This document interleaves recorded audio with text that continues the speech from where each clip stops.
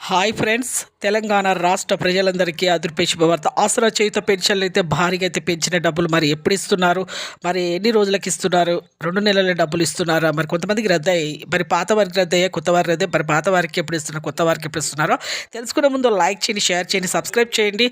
ఒక సబ్స్క్రైబ్ వల్ల వీడియో అనేది బూస్టప్ అవుతుంది. ఇక పక్కనున్న బెల్ ఐకాన్ ఆల్ సింబల్ గంట సింబల్ నొక్కితే నేను వేసే నోటిఫికేషన్స్ మీకు వెంటనే అయితే వస్తాయి. లేట్ చేయకుండా అయితే వీడియోలోకి అయితే వెళ్ళిపోదాం ఫ్రెండ్స్. ప్రతి ఒక్కరికి కూడా ఇక తెలంగాణలో రాష్ట్ర ప్రజలందరికీ ఆసరా చేత పెన్షన్లు అయితే వృద్ధులకి, పాత వారికి, వృద్ధులకి, వితంతువులకి, ఒంటరి మహిళలకు 4,000 రూపాయలు, వికలాంగులకి 6,000 రూపాయలు.